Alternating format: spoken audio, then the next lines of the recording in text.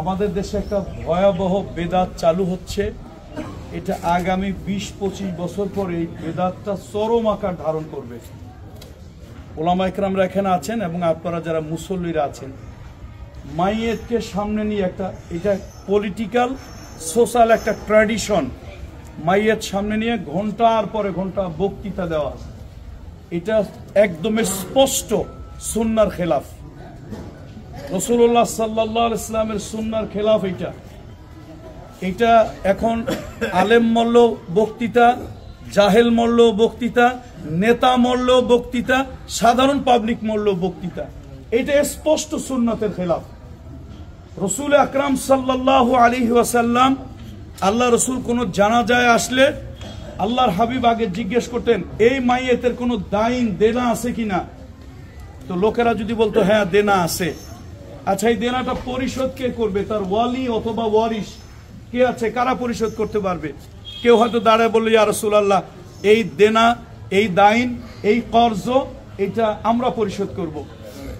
দেনা যিনি আছেন, গ্রহিতা এবং দাতার পক্ষ থেকে, উভয়ের পক্ষ থেকে যখন কেউ এটাকে মেনে নিত, রাসূল আকরাম সাল্লাল্লাহু আলাইহি ওয়াসাল্লাম তার জানাজা পড়তেন।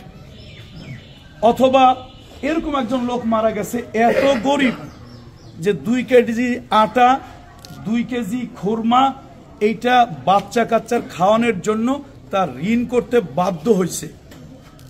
এখন রাসূল সাল্লাল্লাহু আলাইহি ওয়াসাল্লাম জানাজা করবেন, এই দেনা আসেনি, হ্যাঁ দেনা আছে, তো কে পরিশোধ করবে? কেউ বলে না, কেউ দাঁড়ায় না।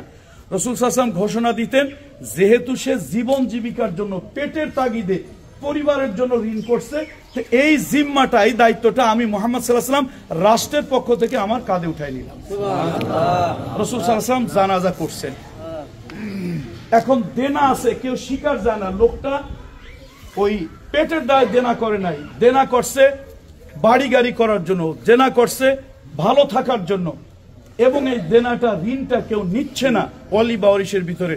রাসূল সাল্লাল্লাহু আলাইহি ওয়াসাল্লাম আসতে চলে গেছেন, সে জানাজায় নবী অংশগ্রহণ করে নাই। তো এইটা হলো জানাজার সিস্টেম। এখন আমাদের দেশে একটু একটু করে চালু হইতে হইতে, আল্লাহ মাফ করুন, চট্টগ্রামে ভয়াবহ অবস্থা। কোন মাইয়েতের জানাজা 2-1 ঘন্টা ছাড়া হয় না। উনি একটু 5 মিনিট বক্তৃতা দেবেন, উনি 2 মিনিট বলবেন, উনি 3 মিনিট বলবেন, এগুলি স্পষ্ট সুন্নাহর খেলাফ। এই জন্য আমি কোন মাইয়েতের জানাজায় গিয়া আমারে কথা বলতে দিলে আমি ইদানিং কোনো কথাই বলি না, যদি বলে তো 2টা হাদিস শোনায় দেই। এটা আমাদের আমল হওয়া উচিত। আমাদের ওস্তাদ তুল্য মোরাবে, বিশেষ করে নুরুল হক সাহেব, আল্লাহু আকবার, এদেশের অনেক আলেমদের শ্রদ্ধা। হুজুর আমাকে একেবারে সেই